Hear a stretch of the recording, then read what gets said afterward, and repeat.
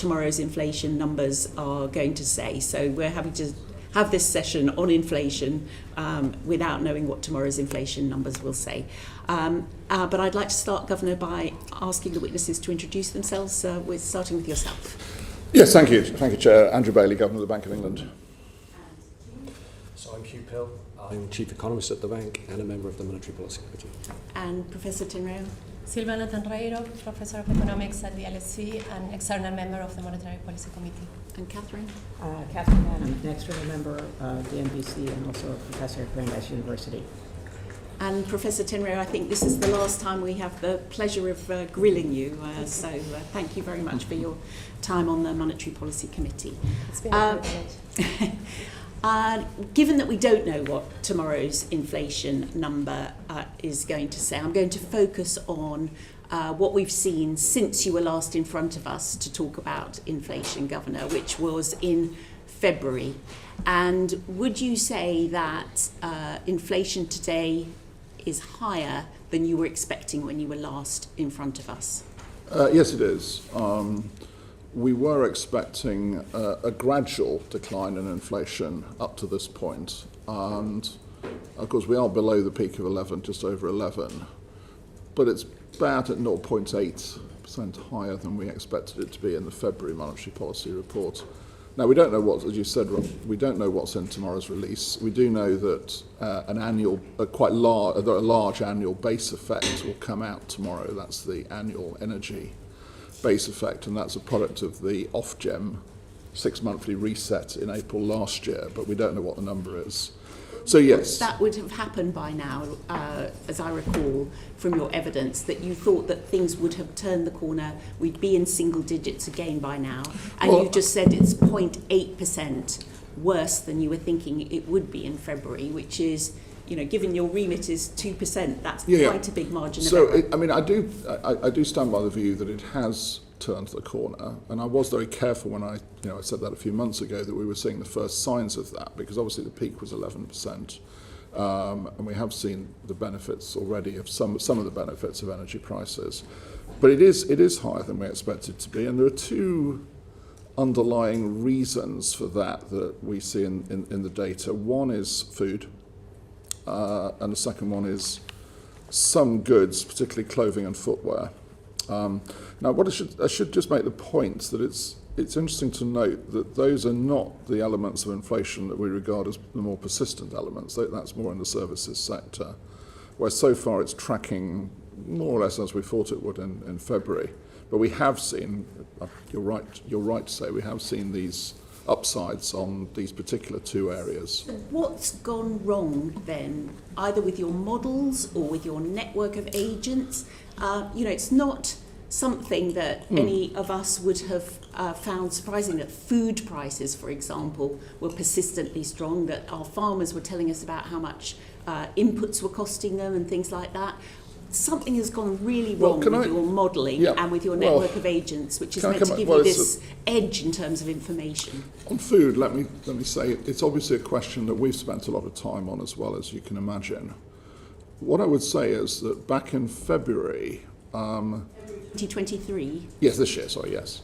The contacts that our agents were talking to, this was a point when food price inflation, I think, was around 15%, if I remember right. That's the food element. And the contacts were telling our agents that they thought that was the peak and that it would come down from there onwards over the rest of this year. Now, you're right, that has turned out not to be the peak. We've invested a lot of time and effort, including me going around the country, talking to the contacts again to say what has caused this to happen. I should say that they remain of the view that it is going to come down. But it's gone up in the meantime. Now, there's two reasons that I would say, or two groups of reasons. They give and they say, look, they were wrong in this view.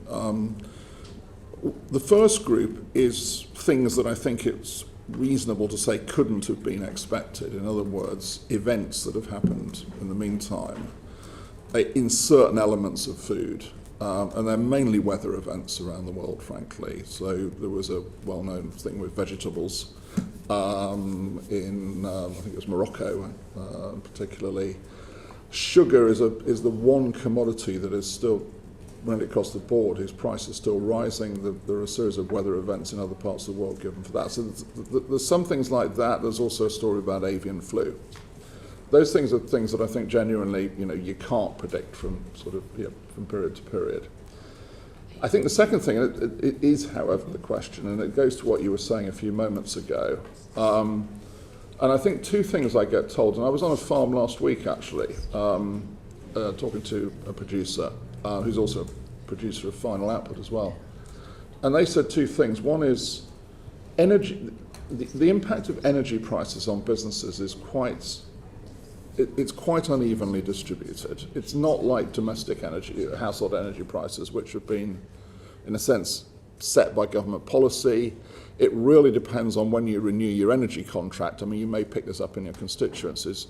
Some businesses, have done much better because the timing of the reset of their energy contract worked in their favour. Some have had the absolutely opposite effect, and so it's very uneven.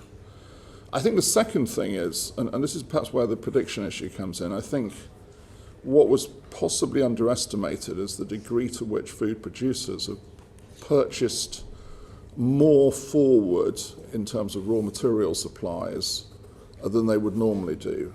And in other words, they've locked in higher prices for somewhat longer. And the reason they did that is related to Russia-Ukraine, actually, which is they were worried about the actually getting hold of stuff. So the farm I was on last week said they bought fertiliser further forward than they would normally do, locked in a higher price than that. Now, I think that I think you're right. It should have been possible to identify that, I think. I mean, it's a bit harder to quantify, but it was in there somewhere in the mix, whereas the weather events weren't. And we'll be coming back to food later on in the session. But if I can turn to Hugh and ask the same question, do the responsibilities for the forecasting models fall within your area, Hugh? Most of them do, yes. So what's gone wrong with them? Well, I would echo a lot of the things that have already been said.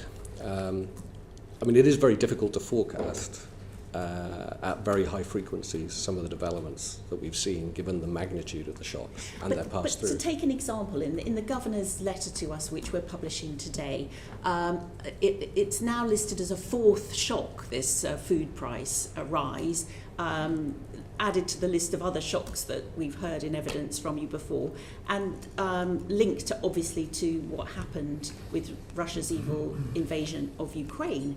And yet now it's being listed as a shock when it's something that's been known about for well over a year.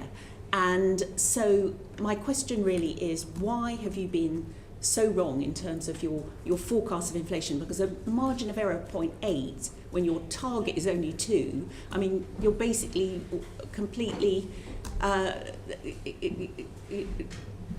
the errors are so huge relative to your target that it just undermines people's confidence in your ability to tackle inflation. Well, perhaps I can sort of take the 2 points slightly separately. In terms of the aggregate outlook for inflation, I agree with your point that errors of that magnitude relative to our forecast relative to our target level are large.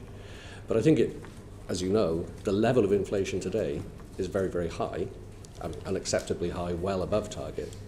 And I think that's a reflection of the magnitude of the shocks that we have faced over the past year, 18 months and so forth. But the Governor told us a year ago that the impact on food prices of the invasion was apocalyptic. It made headlines at the time, but that was a word that was used. And so for you to be now surprised by the impact on inflation seems to us to be a surprise.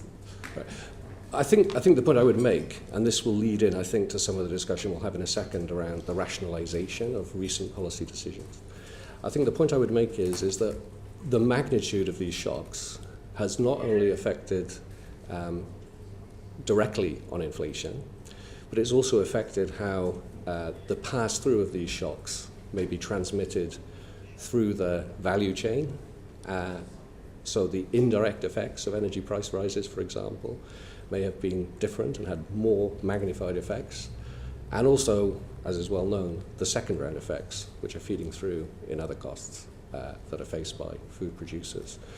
So I think what is crucial is our baseline forecasting framework is based or developed from the experience of the last 30 years of inflation targeting. That's a period where we haven't been exposed to shocks of the magnitude we've seen, be they the energy price shock or food price shocks, or indeed some of the shocks to international goods prices we saw in the aftermath of the pandemic with the supply disruptions that were associated with that. And I think there's a sort of difficult question, this is the question we face in our forecasting, is whether the models and forecasting frameworks that we've developed on the basis of the experience over the last 30 years, whether they capture possible changes in behavior given the magnitude of these shocks. So I gave a talk a few weeks ago around how to understand the notion of persistence, which is very key to the way we view inflation, precisely because given the lags in monetary policy transmission that are built into the sort of technology of the policy that we have responsibility for, when we change policy today, as you know, and this is why forecasts are so key to our framework, we are trying to ensure that we have the appropriate effect on inflation developments at the time those lags unwind. So Hugh, are you saying that despite the Bank of England having been in existence for over 300 years, you only look at the last 30 years when you think about what the risks are to inflation? Well, no, but I think it is crucial that the regime we have been in the last 30 years, the inflation targeting regime, is a regime that has proved quite successful on average, and it has had an important effect on behavior in the economy. So we are relying on looking at whether that behavior within that regime, a regime I think that's helped to stabilize longer term inflation expectations and provide a kind of crucial anchor to price developments in the economy, whether the behavior that we've seen in that, where again we could debate what constitutes large and what constitutes small, but I think over that 30-year experience, we have not seen disturbances to energy prices, food prices, and so forth of the magnitude that we're experiencing now. Okay, so given that we've had a 0.8% error versus a 2% target just in the last 3 months since you were in front of us, what are you doing to improve your models? Well, I mean, one of the things we are looking at, and this is discussed at some length in the monetary policy report, for foods now, focusing on food or more generally. Sorry. Well, 0.8%. Across every, so I don't want to preempt the subsequent discussion of food. It's a big amount compared to a 2% target. So I think, I mean, at the heart of what we're trying to do is understand whether the magnitude of the shock that we faced, and in particular the fact that we've moved a long way from our target because of the magnitude of that shock, whether that is having an impact on behavior, which means that the way in which pass-through takes place and which inflation reverts back to target has changed in some way. So the behavior underlying how different parts of the economy along the value chain, how they pass through the incidence of this shock and ultimately into the consumer prices that we target in aggregate. Are you changing your models as a result of that new information? I mean, we're trying to incorporate new information. I mean, what I would emphasize is that the typical way one would estimate a forecasting model is to take a period of experience where you have the data. So we are focused, for the reason I just described, on looking at the data of the last 30 years. And it's almost inevitable if you add a couple of extra quarters or even an extra year to 30 years of data, you're not going to fundamentally change the model, just because the weight of the model will still be based on that 30-year experience. So what we're facing is we see these models have led to some of the errors you're describing. I think we recognize that our forecasts of inflation have been too low, and we're trying to understand why we have made those errors, interpret those errors in terms of the behavior, and then make an assessment as to whether that behavior will continue into the future or not. And what I think is sort of crucial to see is that, I mean, obviously models are essentially taking averages of behavior in the past. We really only have one observation of how the UK economy responds to having inflation in the inflation targeting framework at the 10% level. So which you're is where saying the inflationary period in the 1970s, because it falls outside your period, is not really one that you want to use in your models? Well, we think, so just let me continue, because I think you make a good point, is that the question then becomes, given that we have inflation at 10%, and we've had the magnitude of shock that we haven't seen in that 30-year period, has behaviour changed? And of course, one way you can look at that is look in detail at developments that are going on right now. And I think the Governor described how we look in detail at food prices, but we're looking in detail at lots of other parts of the economy. But there are other ways of thinking about that, and I think you gave an illustration. We do think about, should we be using models or revisiting frameworks that were applied in to the data of the 1970s and 80s. But crucially, while there may be something to learn from that, I think there's also reasons to think that that experience is not immediately relevant to here, which goes back to my point, that that's an experience in the 1970s and 80s where there was not an inflation target, and therefore this anchor for price developments provided by the inflation target and an independent MPC seeking to get back to inflation, inflation developments back to the inflation target was absent. And I think we do see in the 70s, in particular in the 70s and 80s in that period, evidence that longer term inflation expectations became somewhat de-anchored. I think the evidence of that in this experience is different, and importantly so, because it's that anchor and the fact that longer term inflation expectations haven't drifted away from target. That's providing a sort of core element of what our forecasting. So yes, we can learn from some of the experience of the past, but the world is very different from the past in many respects. The structure of the UK labour market is very different. The structure of the economy more widely is different. And in particular, the regime in which monetary policy is conducted is very different. Do you know what really worries me and what is slightly making me despair, actually, hearing you talk about this, looking back over the last 30 years, primarily because that's when you had the Bank of England's inflation target that had become anchored. I remember bankers and traders telling me exactly the same thing in 2007, 2008, that this has been different. The last 10 years, look how low volatility is. And there was I who had gone through all the shocks of the 90s saying, no, this could get much, much worse. And I feel that you may have made the same sort of error as bankers and traders did running into the financial crash. Well, can I just say one thing about that? Because, I think, and we will talk about this, I think, in a moment, but we are producing a baseline forecast, and I think the baseline forecast, the modal forecast in the language that was used in the most recent monetary policy report, I think that is essentially using the experience of the last 30 years. We have introduced some additional judgment collectively as a committee in order to induce greater persistence in inflation than the experience of the last 30 years would suggest, but that's a relatively modest increase. But what we've also done, and I think reflecting precisely the concerns that you're describing, is we've introduced what we call a skew, or some skew to the risks around that baseline forecast. And I think that skew is not really justified by the modelling of the last 30 years, that possibility that inflation may be much higher. But that possibility that inflation could be higher or more persistently above the target and take longer to get back down to the target, I think that is motivated by a variety of factors, looking at the forecast errors, looking at behaviour that we can see in the economy right now, but also by the type of experience, the type of need to entertain the type of possibilities that you are describing. So I think it's one thing to say that we're concerned about that risk, and I think, without wanting to sort of front run some of the questions that you have on your script coming up, I think, at least for me, and I think probably in terms of the median person on the committee, and the resulting vote of the committee as a whole, that risk, that skew in the outlook for inflation towards the upside, the greater likelihood that inflation will run above the modal baseline view based on the experience of the last 30 years, certainly than below it, it's that skew that is rationalising and justifying the increase in interest rates we made, for example, at our last meeting.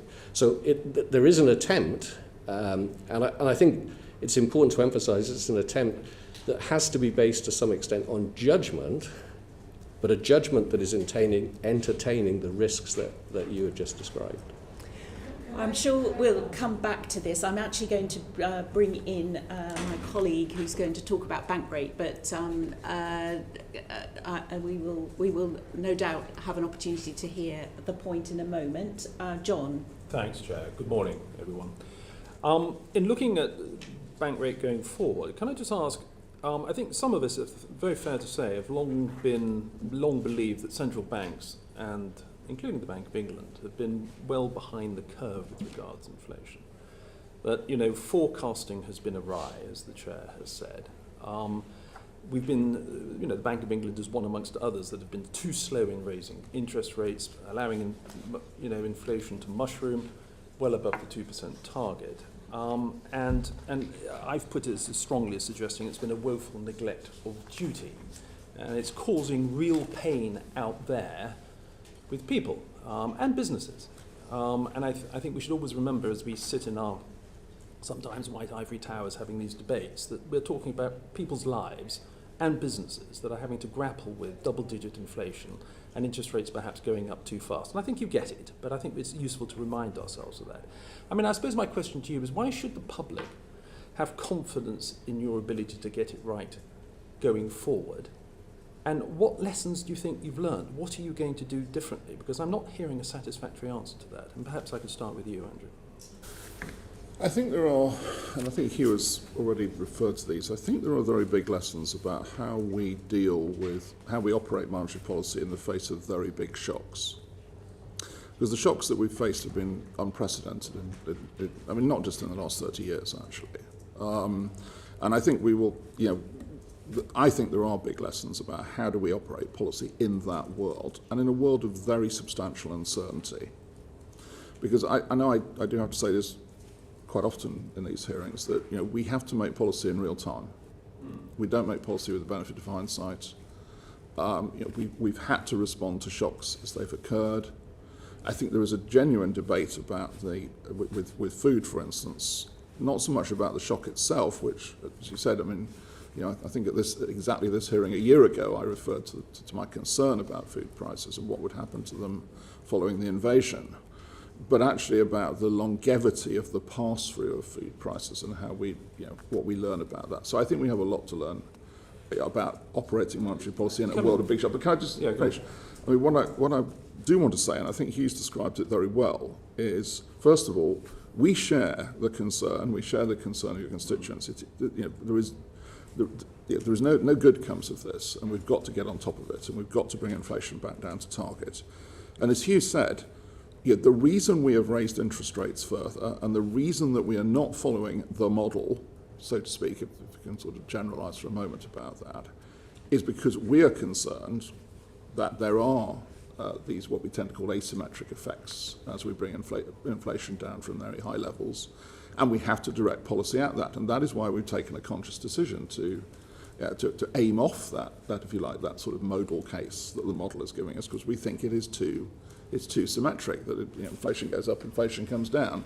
And we think there are risks of persistence, and we have to respond to those. And I think what I would very much say to everybody who obviously does watch with a critical eye what we do, and I understand that completely in the world we're in, is that is what we're doing.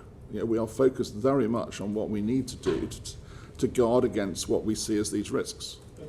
I hear the bank talk a lot about supply-side shocks, and the biggest one, and that's a fair point, the biggest one, of course, was Russia's invasion of the Ukraine. But, by their very nature, you cannot predict black swan events. And I think Sir Dave Ramsden misrepresented my position towards the end of our session on Thursday at the Bank of England when he said, you expect us to predict black swan events. We all know they can't be predicted. No, by definition, they can't be predicted. They just can't be predicted. One's not saying that. What one can suggest is that forecasting needs to be improved. The biggest black swan event was Ukraine. Now, if I put it to you that the latest or the last inflation figures we had prior to the invasion, inflation was running at 6.2%, the bank rate was still 0.5%. Isn't the truth of the matter is that you were well behind the curve then, before the biggest shock came along? It's a difficult one to get away from, isn't it? Because the facts would suggest that you were well behind the curve before the invasion. Can I go back over what I call the sequence of shocks that we've had and put it into the context of the judgments we had to make in real time? Because it's important. So the first shock was what we tend to call the supply chain shock coming out of COVID. That's a global shock. A lot of it had to do with not just disrupted supply chains, but also the switch from demand for services to demand for goods, which are more traded. And that was a shock. And I hold my hand up. You can read, I made a speech in September 2021 on this subject, actually, when that was the dominant shock. And you're right, inflation was rising at that point. But we did take the view at that point that in a world where that was the shock that we were facing, that there were grounds for thinking that that shock would be transient. But can I? Yeah. I do want to make a big, important point. In that speech, I also highlighted my concerns about the labour market in this country. I'll come back to that in a moment. Actually, we can now look back and say, if the only shock that had occurred would be the one that we were looking at that point in time, the global supply chain shock, it largely did turn out to be transient. Unfortunately, it was then swamped by, as you said, the big shock that came along, which was Russia-Ukraine. Now, I just want to come back to the UK labour market because that's the important one. We've discussed it many times. In that speech I made in September 2021, I did say I was concerned about the UK labour market, and that was a source of potential inflationary pressure going forwards. Now, the challenge we had at that point, and I've been over this ground a few times before, but I just want to say briefly, was the furlough scheme came to an end at the end of that month, September 2021. Around about, I think, 1 million jobs were furloughed until right the last day of that scheme. And every, frankly, I think every other forecaster I can remember outside was having the task of saying, what is going to be the effect on the labour market of that coming to an end? And I think all forecasters felt that it was going to cause scarring, it was going to cause an increase in unemployment, it would loosen the labour market, and that would have an effect on inflationary pressures. Now, it didn't. It didn't. We now know it didn't. I think, if I just finish, yes, we hold our hand up and say that's a judgment we had to make, and it didn't turn out right. But I just want to put it back into the context of the time, because that was a very difficult and unusual period of time. We made a judgment. I would also say I think pretty much every other forecaster made the same judgment. Okay. And it didn't turn out to be the correct one. All right, Andrew. I take it that these are never easy decisions, but my interest, and I do mean that, there's seldom black and white in the world. There's always lots of nuances. But I'm not interested in other forecasters. I'm interested in the Bank of England. That is our responsibility to the British public here. I mean, we talk about history. You go back into history, and to my knowledge, and I will be happy to be stand corrected, there has never been a period where inflation has hit double digits and then come back to levels of 2.5%, which not so long ago a lot of our forecasters here were forecasting, only a few months ago in fact, within 2 years. It has not dropped that far within 2 years. Why did the Bank of England think it was going to be different this time? Well, this goes back to what Hugh was saying. I think we have built more persistence into our forecast. So the model would tell you it would come down much more quickly than that, actually. And we, rather like you, actually, really don't believe that. We think it's just too symmetric. So we have built more persistence into the profile of inflation. But there are big effects going to work through this year through energy prices. But if I may suggest, Andrew, history suggests, Hugh mentioned 30 years, you go back and look at inflation over 100 years, it has never gone into double digits and returned to 2.5–3% within 2 years. But if you don't mind me saying, Hugh also made the important point that throughout much of that history we did not have a regime in which monetary policy was operated to bring it back to target. Now, that's what we're doing. That's what we will do. We've said it is evidence-driven, so if we see more evidence of persistence, we've been very clear in what we're saying, we will have to respond to it. Well, you've already, in a way, May the 11th, you increased your end-of-year inflation forecast, correct me if I'm wrong, from 3.9 to 5.4%. Yes. I mean, that is a hell of a jump for any central bank when it comes to forecasting. So you're already accepting that inflation is going to be more persistent. Yes. Do the ladies, I think I've had a note suggesting that the ladies want to catch my eye. I've been naughty, I've been hogging you, Andrew, I'm sorry. That's okay. So just coming back to your question, I discussed in many of my speeches and also in front of this committee what alternative policy decisions would have looked like. And in thinking about this, it helps to focus on the fact that monetary policy can reduce inflation by reducing demand, increasing unemployment, and reducing nominal and real wages. So that's how monetary policy transmits. So rather than focusing on interest rates, another way of asking the question you just asked is, could the MPC have generated a bigger slowing down in demand than the one we have seen, with higher unemployment, which would have led to a lower inflation right now? And so I've shown in several different simulations what that might have looked like if we had somehow known about the energy shock or the sequence of energy shocks well in advance, including Ukraine war. So if I may just So say, let me just can I finish. just, yes, you misrepresented inadvertently. I'm not suggesting you should have known about the energy shocks in So advance. I'm saying we were well behind the curve. Well, that's the before point I the want to energy come shocks. up to. So suppose we had known, so even before, and so I asked, okay, how about us increasing interest rates by 5 percentage points more than we did, starting that increase back in July 2021. Okay, so very early on, 2021, in July, inflation was exactly at 2%, but we were expecting an increase coming. So increasing rates to around 8% starting back then, slowly, okay? Unemployment would have been about 3 percentage points higher, which, there are issues about how to get that unemployment with the furlough scheme, but let's leave that aside. The benefit for inflation right now would have been relatively small. I mean, reducing the peak to 9%, which would have been still well above target. Okay. But then crucially for our remit, let me just finish this point. Crucially for our remit, we focus on achieving the target in the medium term. The simulation shows that if you apply that tighter policy, that would have led to a massive undershooting of the target in the medium term, which would not have been consistent with our remit. And this has to do with the shape of the shock. It's an increase in price level, and the tool that we have that only operates after a significant Okay, I think I'll be returning to that later. I think we need to let other colleagues in. Yeah, thank you, John. Anne-Marie. Thank you, Sharon.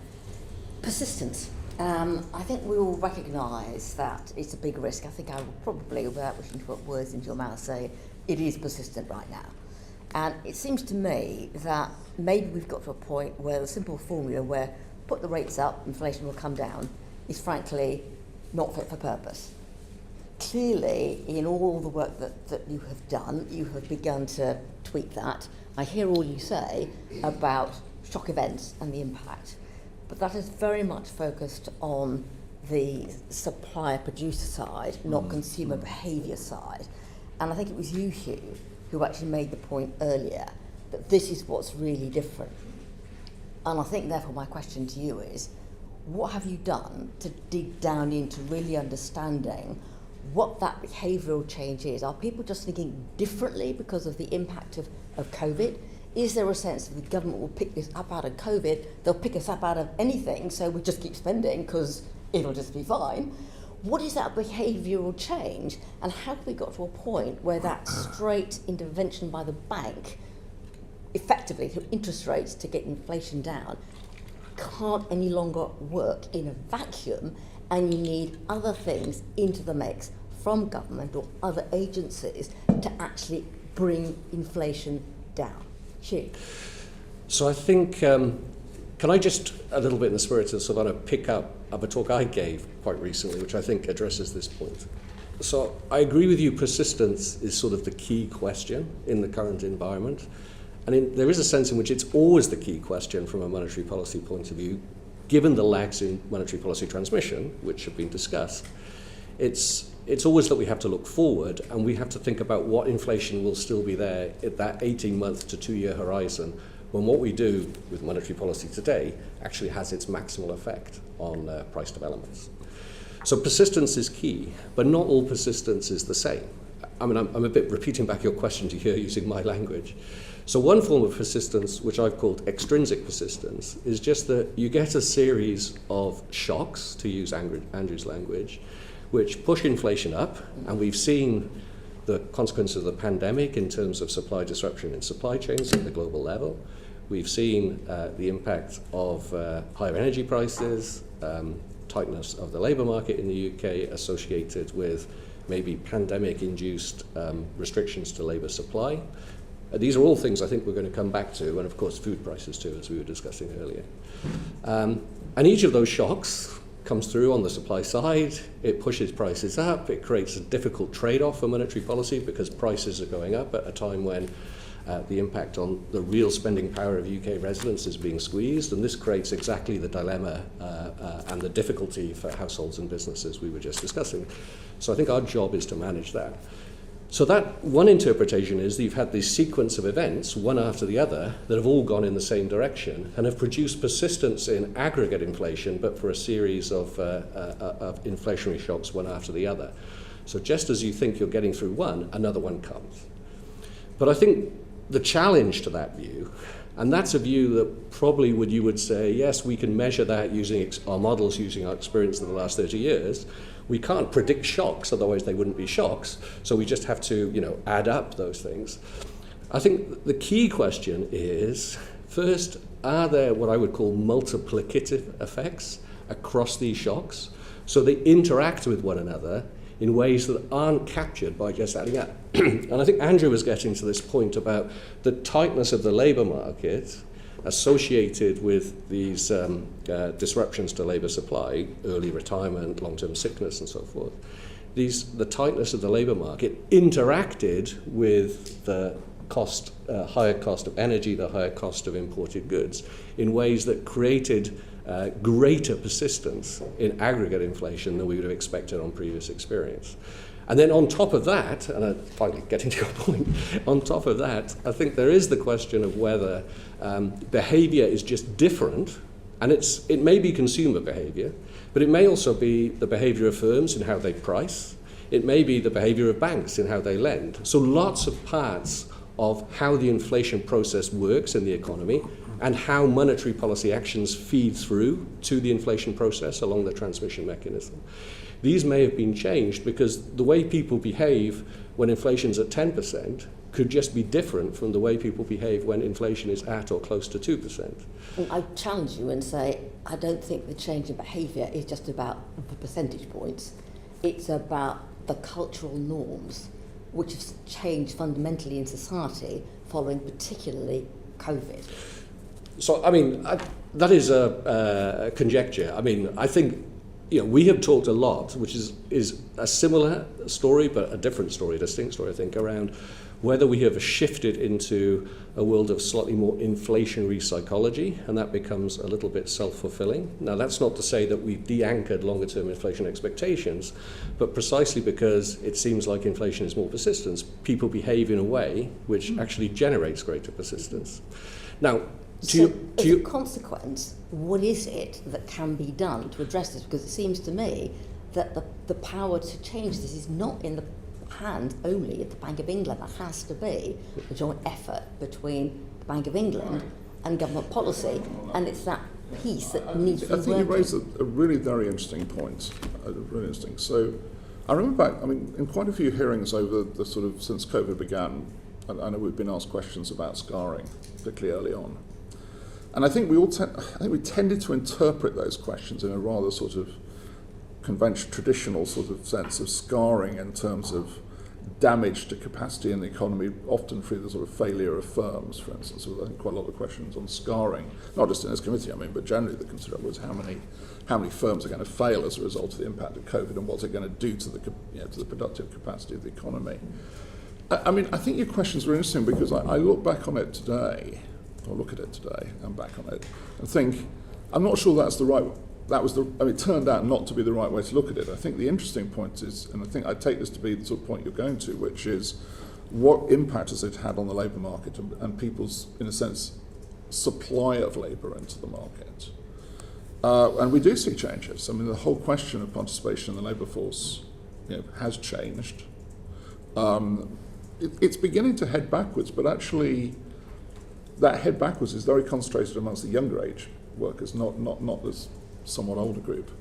So I think we do see changes in terms of the labour supply, which we didn't predict. I think it's true to say these changes that have come out of COVID. Now, part of it, of course, is a medical story, unfortunately, but I think there's a bit more to it. I mean, the evidence suggests there's rather more to it than that, probably. So I do think this is, you ask a really interesting question. I do think we're learning things from COVID as we go along in terms of the legacy it's having.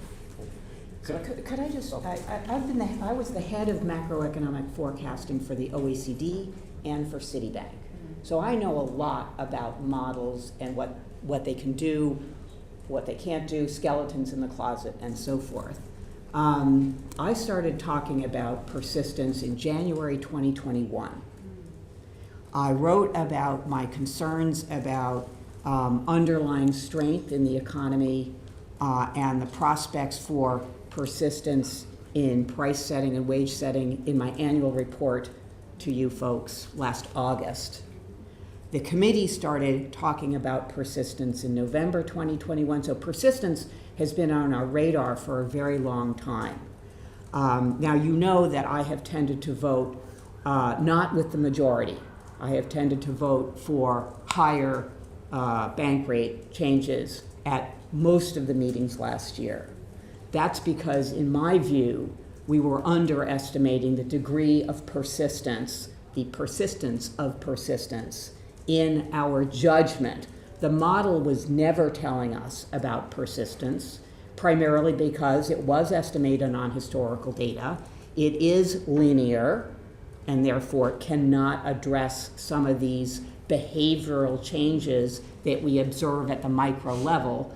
We do get information from our DMP, from our agents, from our NMG, from our various high frequency and very granular information, but we make collectively or individually, we make different judgments about how to incorporate that data into or base, the model forecast, and then incorporate additional information that we are getting from our higher frequency data. That is the judgments that individually we bring to the committee. So we end up with a best collective judgment, and I think this time around in our presentation of the modal forecast and the mean forecast, where the mean forecast incorporates a substantially higher degree of persistence coming from both more resilient household spending as well as a dynamic between firms as they price in the marketplace and consumers as they choose or not to buy. Some things everybody has to buy. Clarify for the record, Yes. I do apologise for interrupting, but you said DMP, and I think it would be helpful. Decision maker panel. Decision maker panel. For Yes, that's our analysis. firm analysis, Thank you. firm level It's monthly. survey. It's monthly. Yeah. So we get quite a bit of information from that about what firms think, what they're pricing now, but also what they think they can get in the marketplace when they price a year ahead.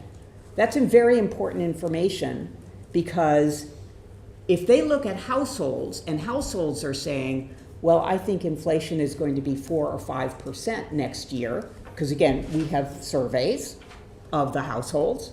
If the households think inflation will be 4 or 5% next year, then firms say, sure, I can price at 4 or 5% next year.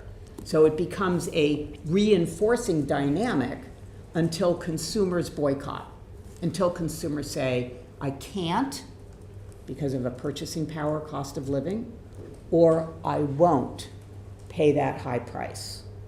Ultimately, it's consumers who discipline firms. You're absolutely right, Catherine, and that contribution was really, really helpful.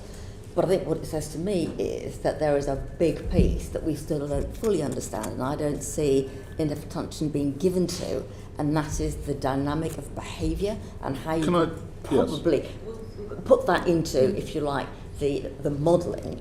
We recognise it's an issue, but I don't think we found a solution. I'm not sure I've yet seen the hunger to find a way of doing that, because without doing that, I'm not sure how we're going to deal with this persistence issue. Can I just finish off what I was going to say? I just want to say just because I sort of want to finish off what I was responding, because I think you make a very good point. I mean, I come back to this point about labour participation. I think the question of the incentives to participate in the labour force is not something for monetary policy. It's something obviously I don't comment on fiscal policy, but it is naturally in the territory of fiscal policy. Okay, thank you. And that leads me into Andrea's questions. Thanks. Dr. Mann, that was really interesting. Can I ask you, have you done any work on whether economic forecasting is dead? I mean, obviously it's an incredibly valuable tool, but you've heard the committee's unhappiness with it. We've seen how inaccurate it's been. Was it a sort of a sixth sense that told you that this was going to be more persistent, or do you do scenario testing? Would scenario testing be a better way for members of the public to see, well, on the one hand it could look like this, on the other hand if this proves true it could look like that? Do you do some formalised work on looking at ways to predict the future that could be better than an economic forecasting tool that, as you say, is linear? So everybody's got a linear model. Yes, so that's indeed. because it's very difficult to do non-linearities and asymmetries within the context of a standard set of economic models. So that's why bringing judgment into a forecasting exercise is a requirement, and everybody does do it. So I understand that they do, but should they? So what you heard from Silvana, her scenarios. And if you look at some of my speeches, you'll see my scenarios. Mm-hmm. So in the context of our communication with the public, with you and the public or anybody else who reads the speeches, we provide you with the kind of information that represents scenarios. The question of whether or not those should be formalized within the context of the, say, monetary policy report, there was scenario testing back in the COVID. Mm-hmm. We also do different assumptions on our some of our key assumptions. For example, constant rate assumption versus the market yield curve assumption. So there are avenues to do scenario testing. So can I then, further to that, does it work then having a monetary policy committee where your speeches, Professor Tenreiro's speeches, are heard, but your views and her views are not acted upon? Clearly the consensus view was something different, and we are where we are. But does the MPC work as it's intended to do, or is it ending up with the wrong results in your opinion? And then I'll ask Professor Tenreiro, and then I'll let the Governor have his tuppence worth. So the advantage of the structure of the MPC is that we both have individual accountability as well as a collective judgment. So in the context of individual accountability, we can then, we know, everybody knows how we vote. I mean, that's not true of other central banks. So you know how I vote, and you can read speeches that basically tell you why. Okay. And that is something that provides quite a bit of information to the readers of the speeches. Yeah. There are other central banks, the Federal Reserve, for example, where I worked for quite a while, that has speeches and a dot plot, but you don't exactly know how anybody voted. So the pattern of individual accountability and communication, I think, is a strength of the MPC, and it is also valuable as a way of communicating with the public the challenges that we face. So you would stick with it as it is? There's also there ultimately has to be a collective judgment. Course. There's only one bank rate, and it has to go a certain amount. Sure. And when I came here to the committee for my testimony, one of the questions was the balance between individual accountability and the vote and the collective judgment.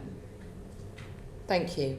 Professor Tenreiro, would you agree with that? Is the MPC right as it is? Would you change it? So let me answer the question you started with, which is, can we do without forecasts? Yes. And the answer is absolutely not, because the impact of monetary policy is felt in 2 years from now or 18 months from now. So we absolutely need to think seriously about where inflation is heading in that horizon. Just say, my question wasn't should we do away with it, it was should we move to more scenario testing, Well, so as different Catherine said, alternatives we do a rather lot than of one.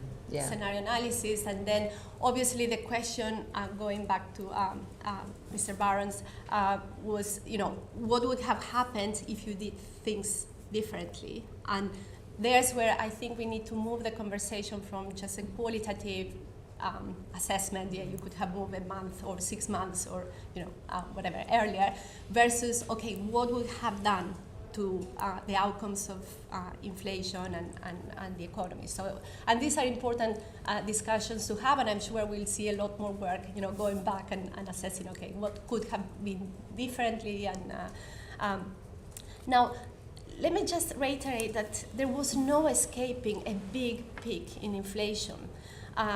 Just energy alone at peak was contributing 4 percentage points to inflation. And if you add to that food price inflation, which again is a big tradable component, food and other tradable goods, then you are facing external inflation of 8 percentage points at a peak of 11%, okay? This is a peak. So as I said before in this committee, in order to offset that, we would have needed an enormous deflation, negative inflation, which would have required, bringing unemployment to double digits. So there's no escaping, given the size, the enormous size of these shocks, to have a large peak in inflation, which then triggers the second round effects, most of which are also unavoidable in, obviously we will they will wane, but there are many mechanisms in the economy of implicit or explicit indexation that means that many of those second rounds are well embedded, and that's where monetary policy can lean against over time. But so I just wanted to clarify those points. So you're happy with the MPC the way it is too? Oh, the you think MPC it works as it is? Phenomenal in the sense of bringing different views and different perspectives, and we have a very healthy and rigorous discussion of where risks lie, and I think as Catherine said, the system of majority voting, which is very different from what other central banks, is a very helpful. Thank you. Governor, is the MPC fit for purpose? But secondly, is there a second order, which is banks failing to pass on higher savings rates, leading to an inflationary impact because there is a disincentive to people to save? So, well, let me start with the MPC. Thank you. I welcome the comments that Catherine and Silvana made. I am fiercely committed to the fact that there is no groupthink on the MPC, and that there is transparency, that we deliberate. Deliberation is at the heart of what the MPC does, and that different views are expressed. And we haven't had a unanimous vote for quite a long while. That's not a problem to me. I'm fiercely committed to this. Now, I think let me say two things about the forecasting process, which I think are important. One is, I think it hasn't been said yet, these are always conditional forecasts. They're conditioned on a range of market prices and are conditioned on government policy, particularly on fiscal policy. So all our forecasts are conditional. And things do change. So let me give you an example. We completed our May forecast about 3 weeks ago, I guess. The gas price is already 10% lower than it was 3 weeks ago. So our forecast today would not be exactly what it was 3 weeks ago. So interrupt and say, so therefore, since you are all, one way or another, central bankers and economists, should you not get some farmers and some ex-money market traders into the Monetary Policy Committee? Because essentially what you're all saying is that things moved much faster and further than our model said they would. That's exactly the point, though. We condition the forecast not on what we think the gas price is going to be, but on what the market thinks the gas price is going to be. So in fact, we are embodying the views of exactly those people. There's a whole industry just focusing on making money out of this. Okay. Now, they change their view. I mean, that's fine. I mean, the world changes. They've changed their view in the last 3 weeks. Okay. And it's happening a lot to us at the moment. So we have to deal with that. Now, the second point I wanted to make before I go on to saving rates is the forecast is the best collective judgment of the committee. Now, there is a tension, because there's obviously a tension between what I said about fierce commitment to the fact that we are not doing groupthink here, and the fact that we have to come together and agree a best collective judgment. Now, the way we do that, and particularly at the moment, is that it's a fan chart with risks in it. And as Hugh was saying, we've got the biggest ever upside risk on inflation at the moment. Now, I know that not all of my colleagues sitting next to me today will take the same view on that. That's okay. That's okay. Now, we do have the challenge, I will be honest with you, and I think some of this discussion has illustrated that, in how we communicate the fact that it's conditional, the fact that it's, it is a best collective judgment of views. It has a range of views in it. That is a challenge, because if I'm honest with you, and I can understand this, there is a natural tendency to want to boil it. Just tell me what the number is, as if it's an unconditional view. Because I'm running out of time, anyway, thank you, that's rates. interesting. Can I just ask one final question on that? Are persistent public sector strikes causing problems with the consensus view amongst the public of where inflation will be? And then can you come on to the savings rates?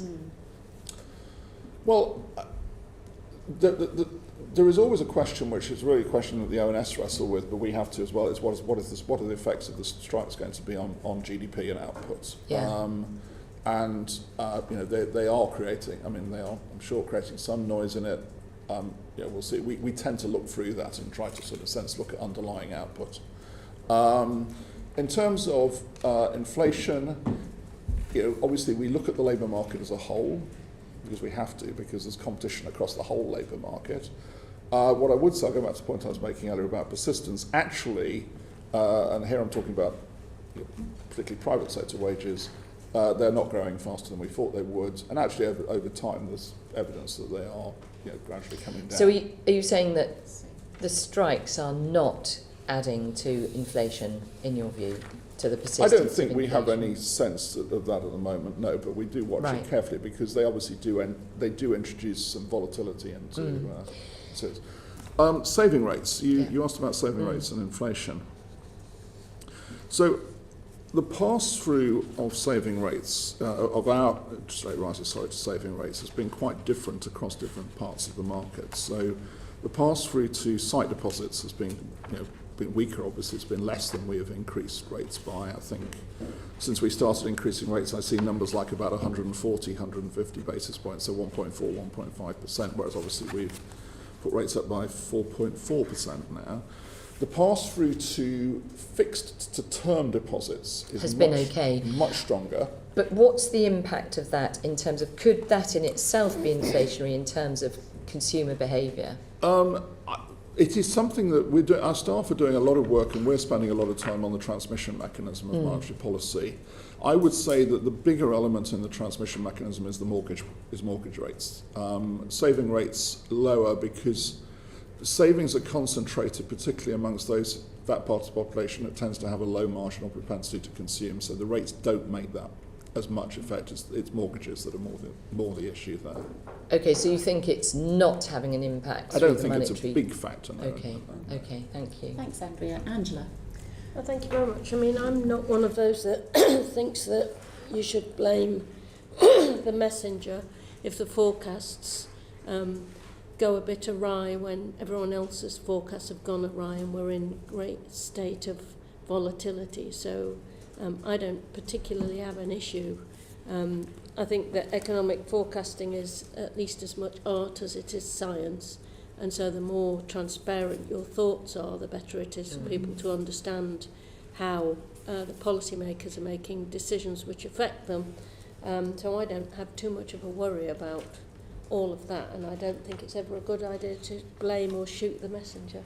I want to talk about greedflation, as it's been called, because there seems to have been a breakdown now between the relationship between food producer prices and consumer food prices. So instead of that gap staying the same, it's actually widened and inflation has gone up, which kind of indicates that there might be some profiteering going on. Have you seen any examples, or are you worried about profiteering? I'll come at it from two angles. In food, certainly, you're right about producer prices, and producer prices are a leading sort of indicator of consumer prices. I mean, that's how it should work, obviously, because it's a chain. So I think it comes back to what we were just discussing earlier, which is this question about why is the pass-through taking longer? Because at the commodity price level, which is the sort of start of this chain, producer prices are a bit in the middle. Many food prices, in fact nearly all, sugar's probably the exception, one or two, peaked actually last summer in terms of inflation rates. So wheat would be a good case in point there. And that's what led people to think that the peak in food prices, the consumer price inflation would come sooner than it actually has. Now, I said earlier, I think there are, stories that we hear about people buying forward at higher prices for longer. Stories about energy costs certainly get made. Our agents do pick up, I should say, a story about margins. This is actually particularly from producers. Rebuilding margins rather than yes. profiteering is So, what yes, you're well, saying. you take the words. I wonder where the edge between the one and the other is. But You've taken the words out of my mouth. Yeah. It's a story about rebuilding margins that were squeezed, particularly last year in the early part of it. Now, we'll see. Let me switch to the other point. At the aggregate level, if we look at the economy as a whole, we don't have as up-to-date data, but we have looked at, particularly you can interrogate the sort of the GDP deflator, which is the inflation measure in the GDP statistics, and try to allocate it between wages and profits. This is, I have to say, an extremely hazardous and sort of difficult thing to do. At the sort of top level for the UK, it doesn't show a particular story, but I have to tell you there are all sorts of assumptions built into that. Which, if you'd like, I'll be happy to write, but please don't expect it to be an exciting letter. all your letters are exciting. No, this one will be the one that broke the mould then in that case. But what I would say is that I think when you look at profits, the profit series, I mean, interestingly in the UK we still divide corporate profits into what's called the North Sea and the non-North Sea, which is a slightly historic thing, but it's really energy versus the rest. As we all know, energy profits have been higher and the rest don't show the same trend.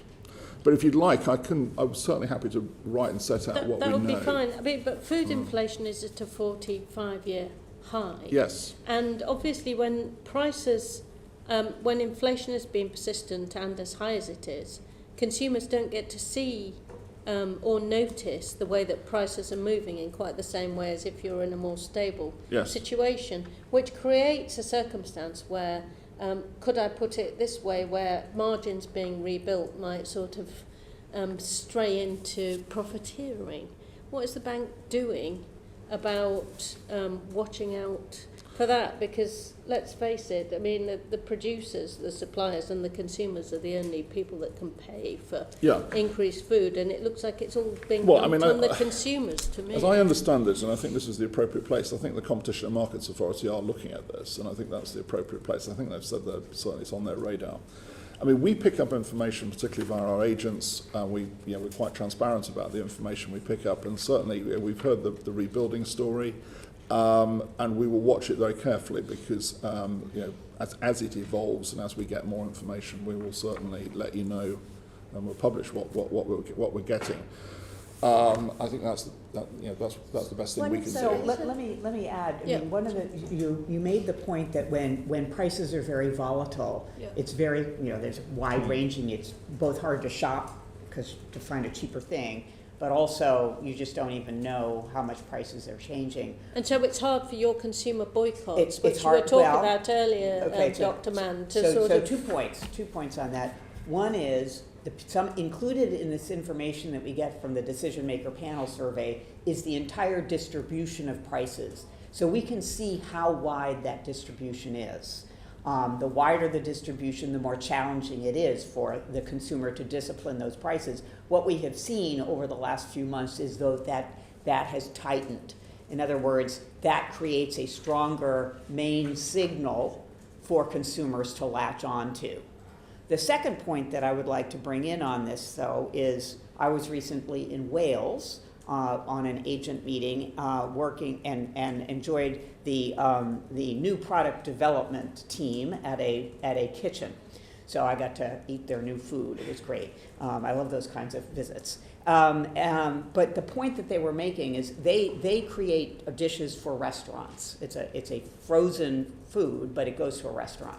And what they had found indeed was the challenge that the restaurants were having in passing through price increases. Yeah. So the consumers were disciplining the pricing down to this producer That's level. at restaurant level where there It is are at the issues of restaurant staff level, shortages well, and... but you know, it's an example. It's an Yeah. example. Professor? Yeah, just one observation. There's a global component to all this. If you look at cumulative price inflation since December 2019, just before the pandemic, the food inflation in this country has been 25%. In the US, it's been 24%. In the euro area, 27%. So we're talking about, all within the same ballpark. So there's a big global component, and we have to think about, when we think about the causes or the drivers, we need to keep that in mind. Governor, finally, do you see profit margins and increasing markups as a source of persistent inflation, like you've been warning about wage rises being? Well, actually, if you don't mind me saying what I said in that comment, and it sort of goes to what Catherine was saying actually earlier, is I was really concerned about how people obviously how firms set prices looking forwards, and how they build in inflation expectations, because we do believe inflation is going to come down. Obviously, we believe very strongly it's going to come down. And Catherine's already mentioned the decision maker panel survey, where we ask firms what their output prices are going to be looking forwards. And that's I think that's a pretty good guide as to how they're sort of thinking about the future, obviously, and how they're building in inflation expectations. Yeah, and that measure has come down. It's come down, by about 2%, I think, since sort of last autumn. So, we do watch that carefully. But that was my point about it's how firms, incorporate both sort of backward-looking costs, but also forward-looking inflation expectations when they set prices. It wasn't meant to be directive. It was meant to be, look, we have a view. We think we think inflation is going to come down, if for no other reason than the energy price story. How are you going to incorporate that into prices? And in addition, we can. This is in the box, one of the charts in the box in the NPR on the inflation discussion. One of the things we can ask firms is, do you set your prices, every 6 months? Do you change your prices every 6 months? Or do you change your prices based on what you think cost structure and pricing discipline is going to be going forward? That's called state-dependent pricing. And so what we observed is that when inflation was rising dramatically last year, the state-dependent pricing going forward was above the ones who only changed it every 6 months. Now, what we observe is that firms that are saying, well, I'm going to look at the environment and how should I set my prices, the ones who set their prices based on this state-dependent pricing, where inflation is coming down in their view, it's going to be coming down in the future, they are pricing, their expected prices 1 year ahead are 1 percentage point lower than the ones who change their prices every 6 months. So firms are incorporating the expectation that inflation will be lower in the future, and are pricing accordingly. Well, that's good to hear, but it's going quite slowly. Yes, it is. And so the persistence of high inflation, to use a phrase that people have used, is obviously going to be stickier down than it seems going up. Thank you. Yeah, very good point. Siobhan? I just want to look at increasing interest rates and the housing market. and particularly for owner-occupiers. Compared to 2022, mortgage possession claims have increased from 2,889 to 4,035. 700,000 UK households missed or defaulted on a rent or mortgage payment last month. With the cost of borrowing going up again due to your interest rates rising, mortgage holders are under more pressure than ever. When you look at interest rises, do you think or look at the impact they'll have on repossessions and mortgage defaults? We do, and also we particularly do, if I put my financial stability hat on for a moment, of course it is important to us in terms of how it affects the mortgage market and of course the people involved.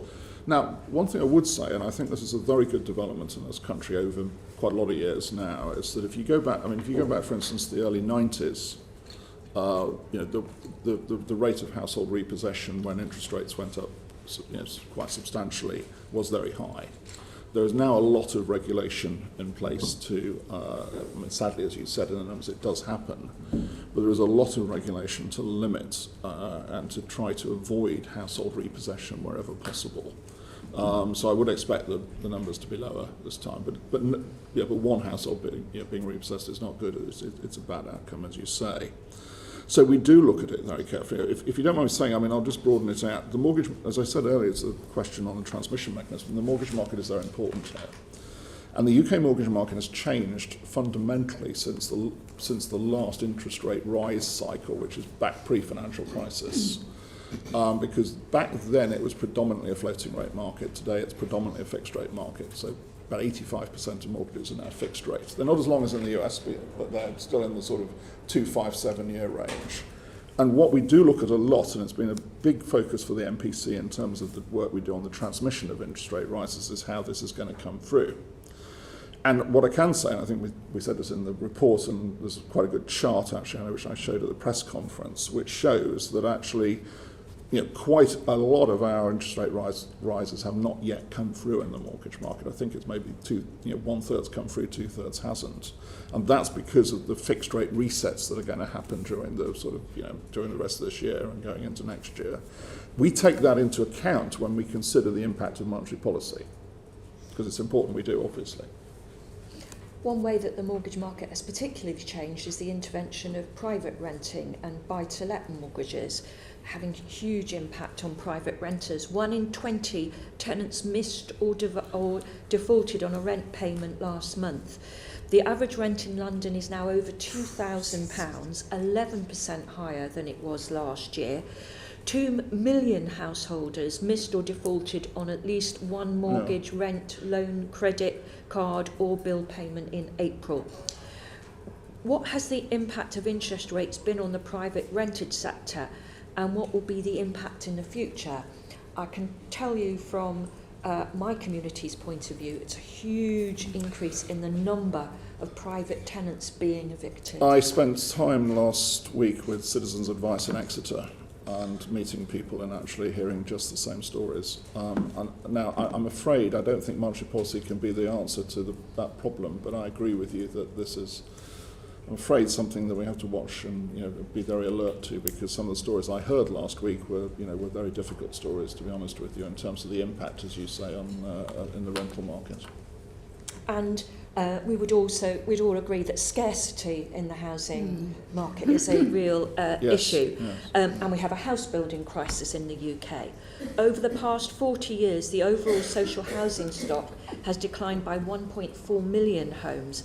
In my borough in Merton, last year we had 72 two-beds to let, 34 three-beds and 2 four-bedroom properties, with 10,000 families on the waiting list.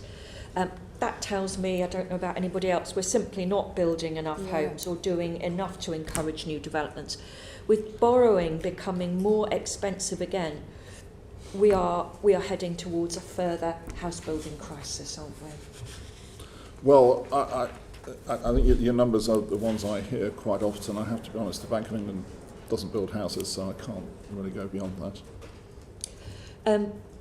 And the issue is about people having to borrow more with house price going up. The average house price in the UK is 10 times higher than it was in 1980.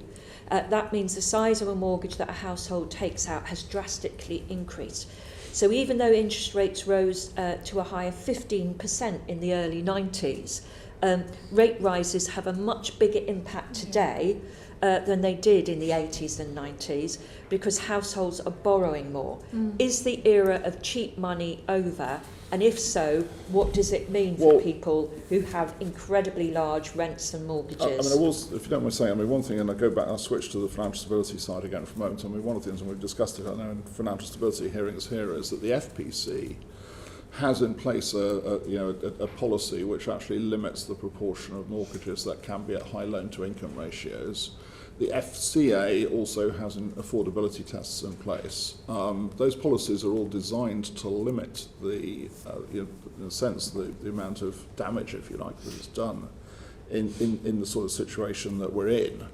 But I agree with you, of course, that none of this can stop the fact that these cases do happen, and I think it's unfortunate, and we obviously, in a broader policy approach, we need ways to deal with that. What I would say on just on monetary policy is just come back to this point about the switch in the mortgage market. What it means is that the transmission of interest rates through the mortgage market is actually, it's still there, but it takes longer to happen because of the switch from floating to fixed rate. Looking at the housing market over the last 12 months, rents in the UK have hit a record high. Mortgages are costing families £1,400 a month in London on average. At the same time, we've got food and energy bills going up that we've already discussed. People feel that they're being attacked from all angles. And certainly I see my advice surgery every week. Lots of people just can't cope. With mortgages seemingly going up and up, how much more of this do you think people can withstand? Because with regard to Catherine's point about consumer power, if you have children, you have to have somewhere to live. How much consumer power do you have? Well, I think, I'll say something I've said before, but I think it's important to say it frequently, frankly, which is all inflation hurts, and it hurts the least well-off hardest. This inflation is particularly hard because it's concentrated in energy, food, and, as you said, housing costs. And we're very, very aware of that. But if we don't get it back to target and don't get it under control, it gets worse. And that's a hard message, I know. It's a very hard message to give. I don't like giving it because I don't like the fact that, there, as you say, there are people who are experiencing real suffering. And it is people, the least well-off who are seeing the hardest effects. But we have to get this inflation back under control. Thanks, Chair. Thanks, Chair. Thank you very much indeed. So some optimism is breaking into the gloomy halls of the Bank of England of late, which is encouraging. Having been very pessimistic about the prospects of the economy, we're now seeing some definite predictions of not negative growth and even positive growth.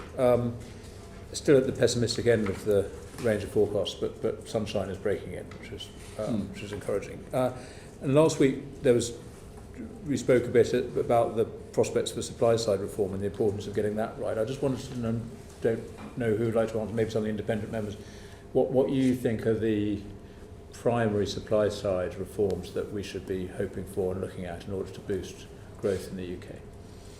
Catherine. I'm not going to comment on policies that I don't control. I think it's very important to take the estimates from OBR and potentially from other independent sources on prospects for these supply side reforms to in fact yield supply side changes. But I take those as given as opposed to, and incorporate them in my assessment and judgment, but I'm not going to make a judgment as to which one is the best one to do.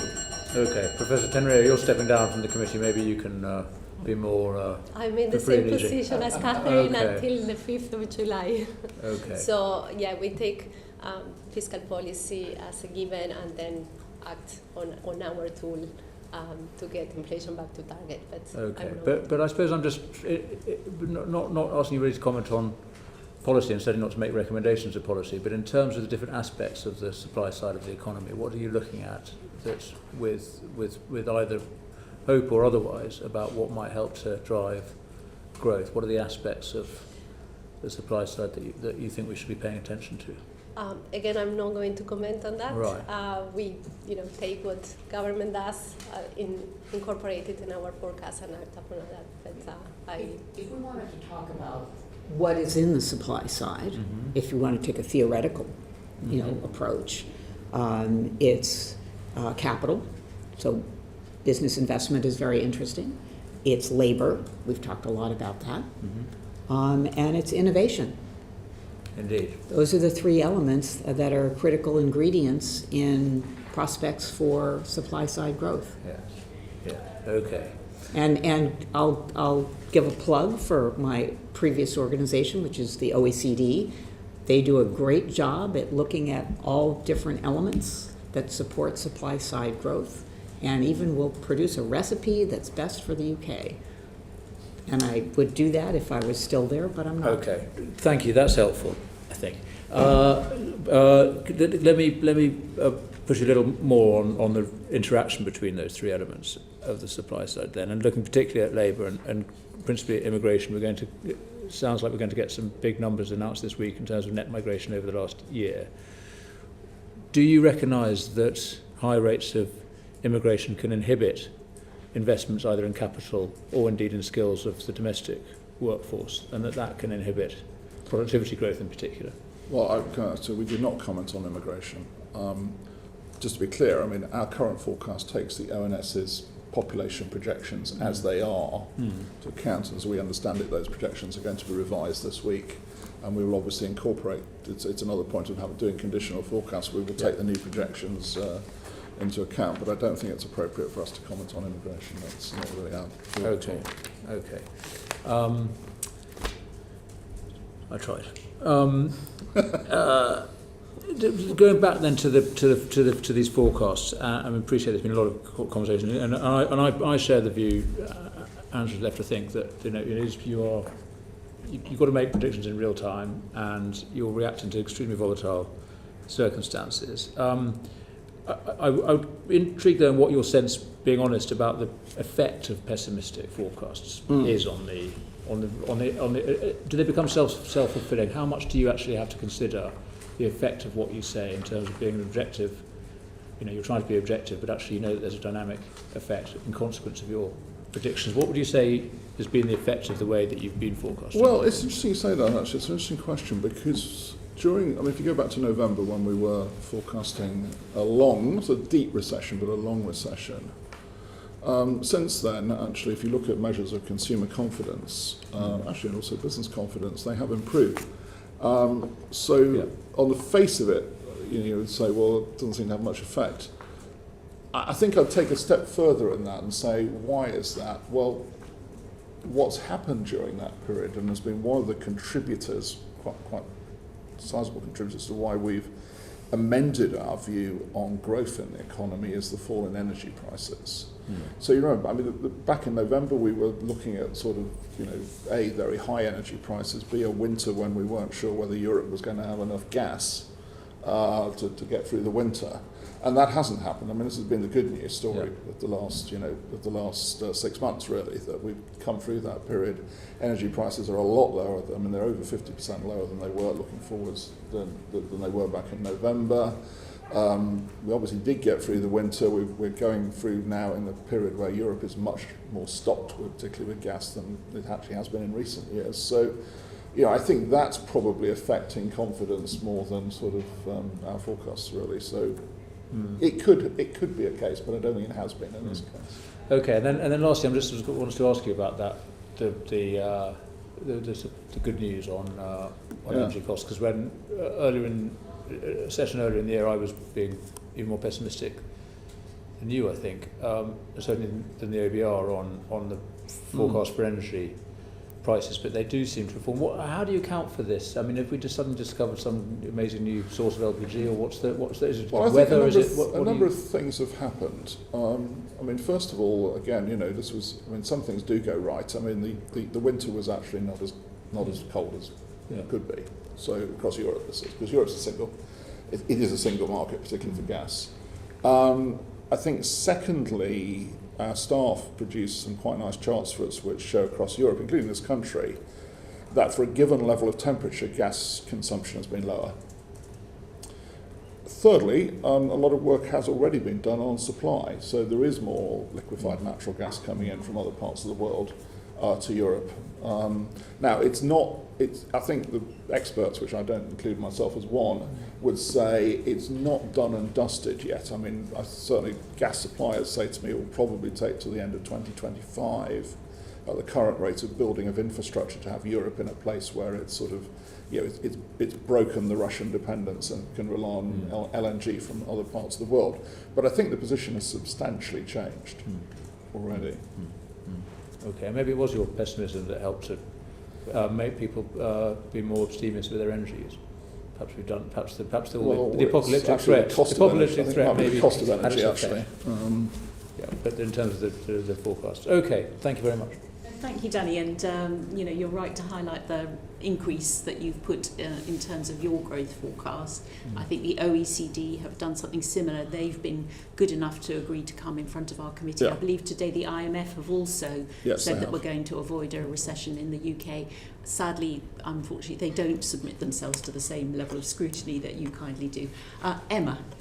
Thank you. So my questions are going to focus around the labour market.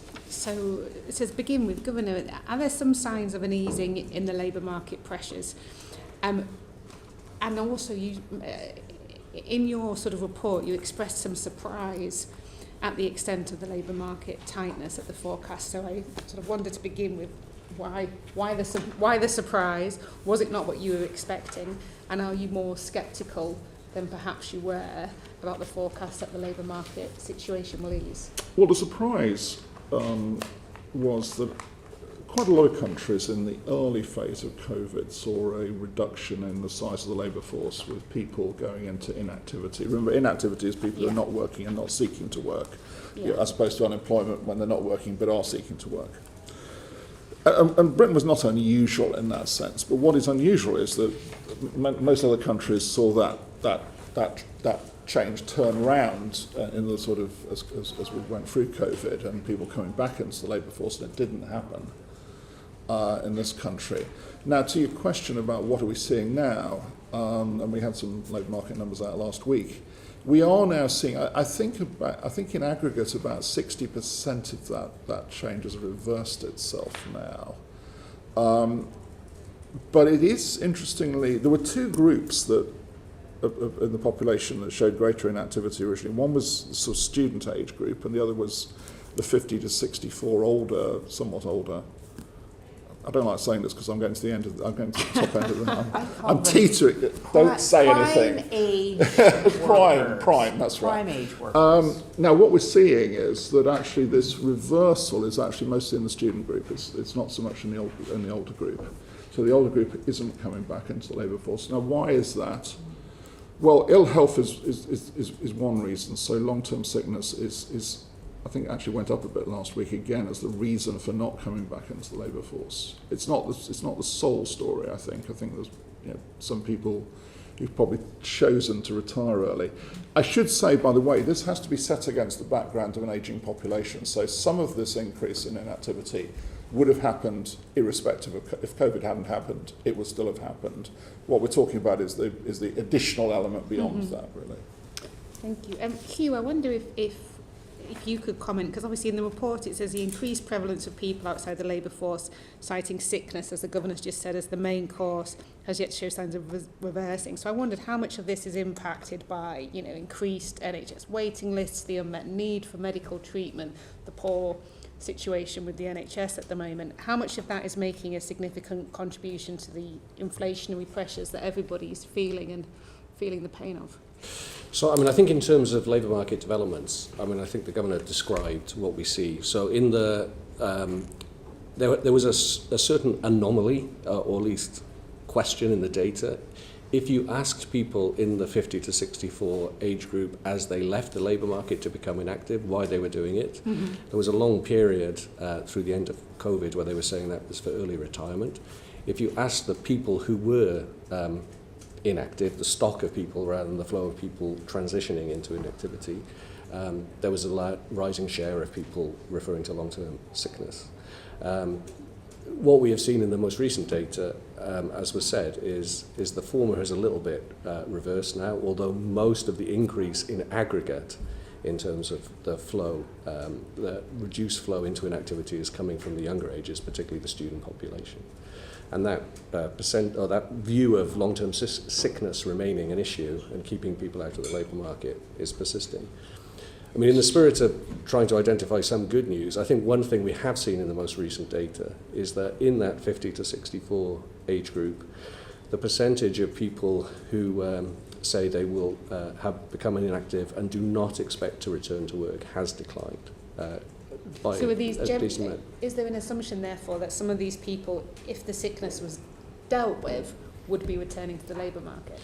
I mean, that's possible. I mean, we don't have information at a granular level to know that. But I mean, I think the fact we've seen that decline is consistent with the view that there are people who previously were saying, these are separate questions, right? So one question is, why are you inactive? So they may report long-term sickness. There's another question which asks, given that you're inactive, are you likely to return to work? Right? So we can't cross those two things, but nonetheless, we do see consistency. Is there no information anywhere then on the number of people sort of in that bracket who are citing long-term sickness as the reason for economic inactivity that are looking to return to work if that sickness is dealt with? You don't have any information on how not in that form. I see the attraction of having that information, but we don't have information quite in that form. And I wonder, taking account of the Governor's comments earlier, but I wonder whether to what extent the upgrade to economic growth in this forecast has been driven by the higher than expected migration and increased labour market population.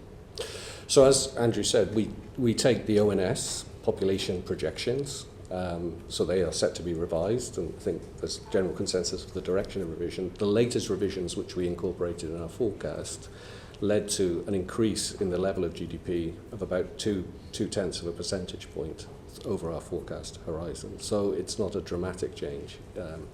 I think crucially, the way we treat that in the forecast is an improvement on the supply side, but it also bears higher demand. We have more people in the economy, so they're contributing to the productive capacity of the economy, but also demand in the economy. So that sort of washes out in terms of the pressure on resources and therefore on inflation. So it really is a more of a growth story, and that's the kind of magnitude we've seen on the revisions to the population projections we've seen thus far.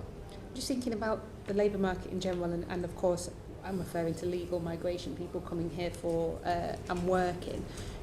If that number was significantly reduced to tens of thousands, what impact would that have on food prices, on inflation, if you're looking to significantly reduce the number of available people to work? Well, as I said, I mean, the way we treat this in our forecasts, and of course those forecasts are subject to all the critiques that we discussed earlier, but the way we treat it as the basis for discussion is migration. Of course, we don't have good information on illegal forms of migration for other reasons, but I mean, the way we would treat it, I think, in the same way is to say this increases when the population projections rise. That increases the productive capacity of the economy, but it also means there's more demand in the economy. And so that's sort of a wash in terms of the impact on excess demand, and it's excess demand that is the main driver of inflationary pressures. So the way we treat this, if you like, by default, as the basis for discussion in our forecast, as the starting point for the debate that we have discussed here, that's the way I would characterise the role the forecast plays in the MPC discussions, is in that form. And just to open it out to the panel, I mean, what are all of your views on whether the corner has been turned on labour force participation? Are there still concerns about the labour market and how tight it is, and what risks do you see, or possible, if we're going to be positive, things to look forward to, do we see in the future labour market? So I'll start with you, Governor. Well, I think one of the, when I look at our forecasts, and I look at the way that we've revised them over the last year, I think one of the biggest and most interesting revisions for me is the profile of unemployment.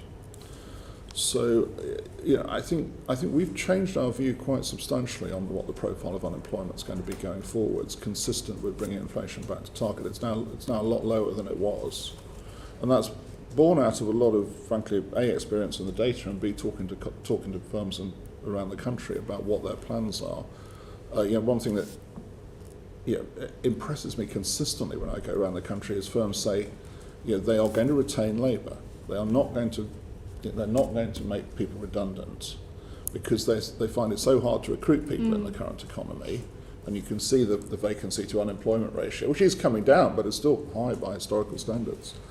That they will adjust hours worked if they need to, rather than actually make people redundant. So, it's certainly caused me to change my view on what the profile of unemployment is going to be. Now, I think you can very well put back to me, I think it would sort of go to Mr. Barron's points earlier on, well, what does that imply for the path of inflation downwards and the path of the economy? Is this something that is going to have to cause us to adjust policy? Well, we watch it very carefully. It's why we say we're evidence-driven.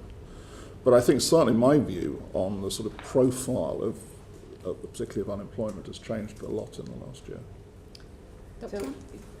So the sort of 2 points that I think are useful to make. One, you commented on skills.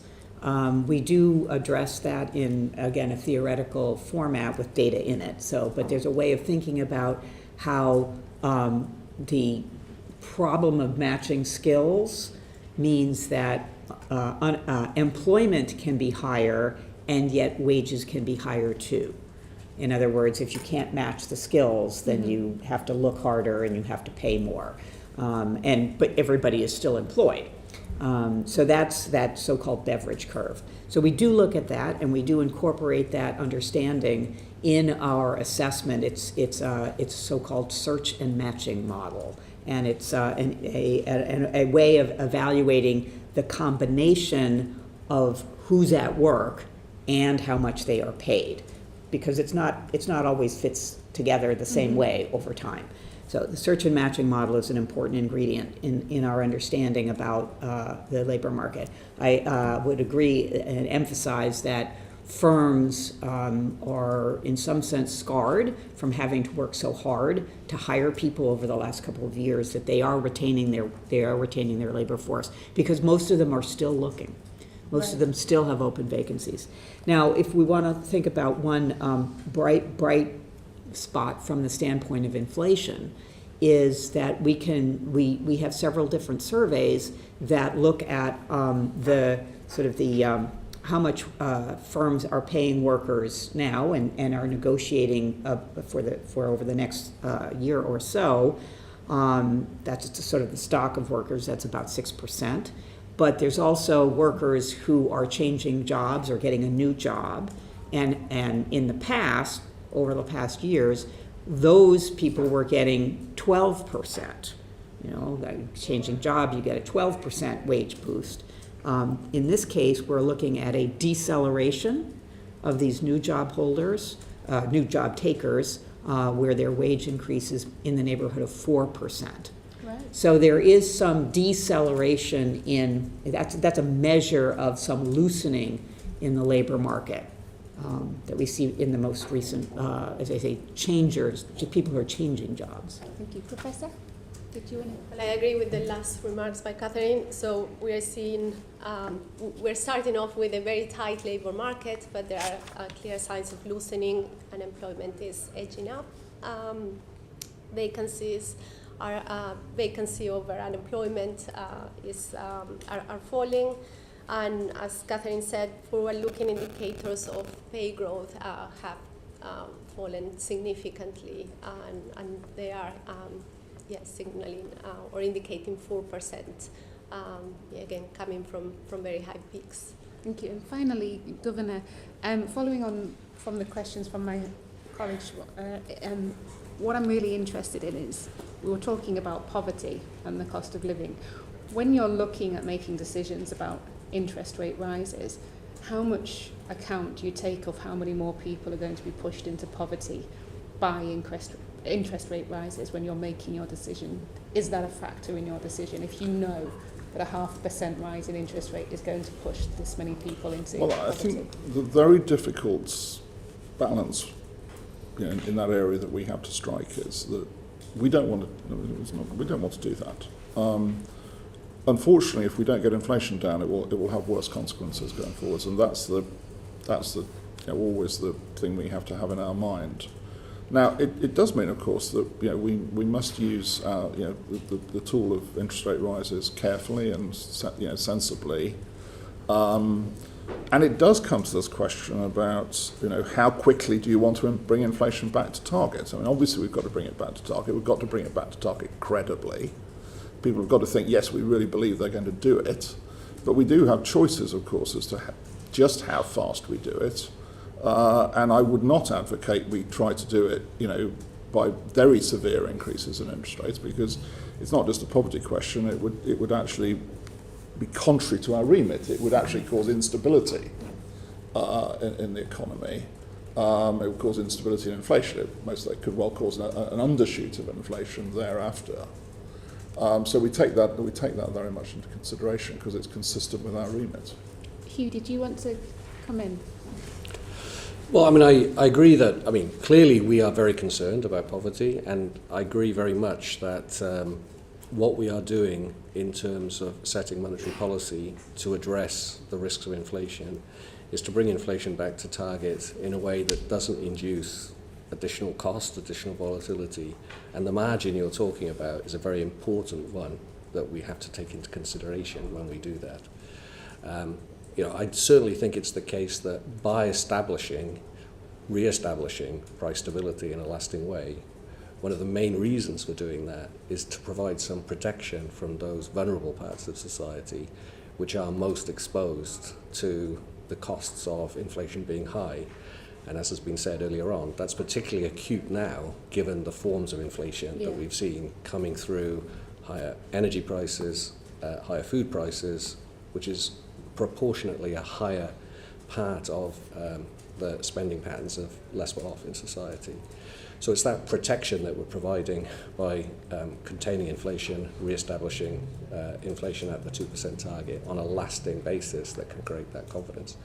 I also think, and this goes back to other things that have been said earlier, that creates the environment in which households across the income distribution and firms of various types can take their investment decisions and other longer term decisions, which allow them to get the education, to invest in factories and create the innovation, dynamism and productivity that ultimately living standards in this country rely on. So it is taken directly into account then when you're making your deliberations, the number of people at risk of... Well, our remit, it's embodied into the remit we have as to how we seek to bring inflation back to target. Thank you, Chair. I think you caught my eye, Andrea also, and John.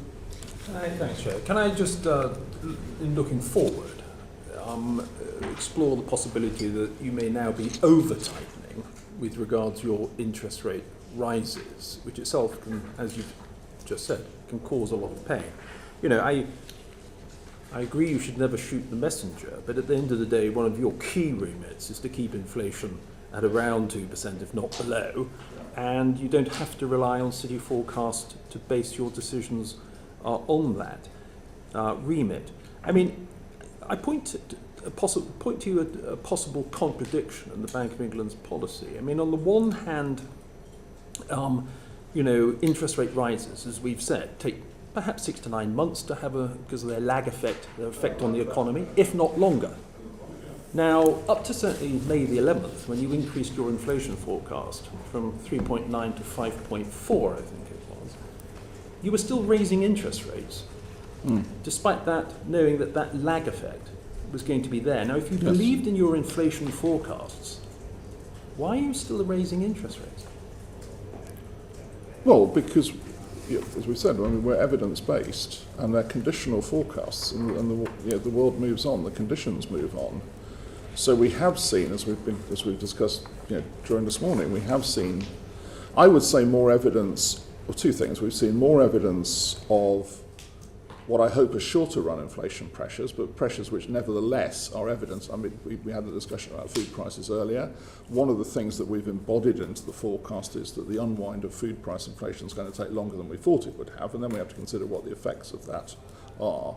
The second one is persistence more generally. Now, interestingly, as I said, actually the evidence, particularly in areas like wages and service prices, which have a big labour content, they haven't really, let's say, gone that far off course to the one we had in February. But as we've discussed earlier, we are very worried about the risk. That's why we've got it in the risk more than the central forecast, that this sort of asymmetry of unwind of inflation will take place. And that is, for me certainly, if I go back to the decision we took in May and the vote, how I voted in that was a substantial consideration at this point in time. Well, can I put it in another way very briefly? I mean, you've made big upward revisions to your growth forecast and, in fact, your inflation forecast on the 11th of May. That was a big jump, 1.5%, by Bank of England standards. Yep. Yet the last increase came in at, I think, 0.25. There's a modest moderation. I mean, does that suggest we're nearing the peak in interest rates? Well, I think we made a switch really in February from language that we used when we described the reasons for taking the decisions, which had a clear steer that we thought there was more to come, to not doing that but saying we would be evidence-based. So we would reach our decisions on the we always reach our decisions on the basis of the evidence, but there wasn't an underlying, if you like, prior starting assumption. That was deliberate in my mind because although I can't tell you whether we're near to the peak, I can't tell you whether we're at the peak, I think we are nearer to the peak than we were, and certainly in my mind we were approaching a point when it was sensible to make that switch from being more directional to saying no, we're just... Briefly and very finally, may I just swing to Silvana? You actually, in the interest rate decisions, argued or certainly encouraged there for there to be no increases beyond, I think it was 3%. So can I just ask you then, given that you voted for no change in the bank rate since it was 3%, is monetary policy now, in your view, alarmingly tight? Again, as always, the question is how best to meet the 2% target in the medium term. And the role of monetary policy is, once those shocks occur, how best to carry out this or move inflation to its target. The MPC has raised rates very fast, and we know that there are important lags in the transmission of policies. So in the staff's estimates, about 1/5 of the transmission has already happened, and the rest is about to happen. So you think they are too tight? So my assessment is that, conditional on this path for markets rates, we will undershoot the target, and that would be my judgment. And this is why I have been voting for no raises. And again, the logic of the forecast and any forecast at this point is that the enormous shocks that we faced and pushed up on inflation over the past 18 months, the meteoric increase in the prices of energy and other commodities, and the after effects of the pandemic, those are going into reverse, and they will pulling down on inflation over the next 18 months. Okay. There are second round effects, and this is a concern how to balance those risks. And my judgment is that we're on more than on track, and I don't think, definitely, I didn't think that more was needed. Thank you very much. Thank you, John. And Andrea. Thanks. Yeah, just about the childcare policy, obviously it's quite a big impact potentially on availability of labour in the workforce, and I just wonder to what extent that has an impact on your forecasting for a couple of years down the line in the context of whether, in fact, we're tightening too fast now. Perhaps Hugh first and then Dr. Mann. Thank you. Yeah, so we I mean, in the spirit of comments we made earlier, we don't comment on specifically on fiscal policy, but in terms of how that has been incorporated as an announced fiscal policy into the baseline forecast and in our forecasting framework. So this is in the spirit of what we discussed earlier. We have a forecast which is the basis for discussion. The labour market measures in general have been included in the same manner that our colleagues at the OBR have included them in their forecast. So we are relying on their expertise and focus there. And so what that does in the OBR forecast is raise labour market participation by about 0.3 percentage points, or just over 100,000 people by 27-28. Within our own forecast, which has a shorter horizon, because we're looking more at cyclical developments and the OBR is looking more at trend-like developments around the sustainability of public finances, there is a more modest impact of around 0.2 of a percentage point on the level of activity. And that partly reflects the fact that the rollout is not immediate, but takes place through time.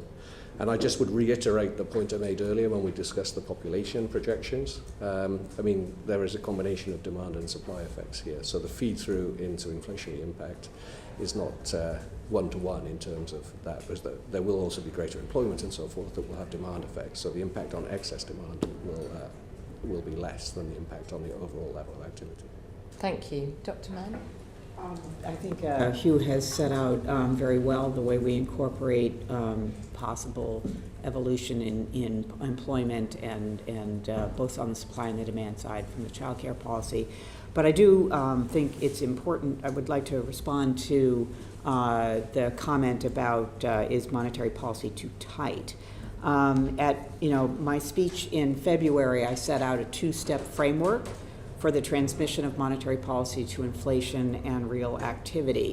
And I cautioned at that time that the change in bank rate was an insufficient metric, as the change in the bank rate affects many other asset markets and prices. And I offered a new financial conditions index, which incorporated bank rate changes as well as the endogeneity of these other asset prices. The bottom line on that is tightening and tight are not the same. There has indeed been tightening in financial conditions associated with our change in bank rate, but by my judgment, financial conditions are not tight. And in particular, real rates are still below zero. So from that standpoint, we can't make judgments about peak and path of the bank rate because it's data dependent. I agree with that entirely. We've talked a lot about what kind of data we look at, and I look at in particular on inflation and inflation expectations, and those are what I will be looking at for the next round. Very interesting. Thank Okay. you. All right. Thanks. Thank you. I think everyone's had their chance at least once, and I'm going to now wrap things up, if I may, John. In terms of the evidence that we've heard today, none of us even know what tomorrow's inflation number is going to look like. We all hope that it will finally show that we are on the path that you have been forecasting. We accept that all these decisions are made in real time. What we try to do in these sessions is tease out the things where we think that perhaps more of the contemporaneous evidence could have been taken into account. We're not trying to argue in favour of hindsight, we're arguing in favour of the facts at the time. I think what today's session has also pointed out is just how challenging the act of foresight is, and some of the challenges that you've had with your modelling. I'm not entirely in agreement with my colleague Dame Angela Eagle, who said that we shouldn't shoot the messenger, because we see your role as so much more important in our economy than just being the messenger of the forecasts. You are the actor whose institution has been given the responsibility of meeting the inflation target, and this is a key part of the parliamentary scrutiny in that regard. And so your accountability to Parliament means that we get to ask these questions on behalf of the British public. And thank you very much for your time. In particular, thanks Professor Tenreo for your time on the committee and your evidence today. But at this point I'm going to declare today's session over. Order. Thank you.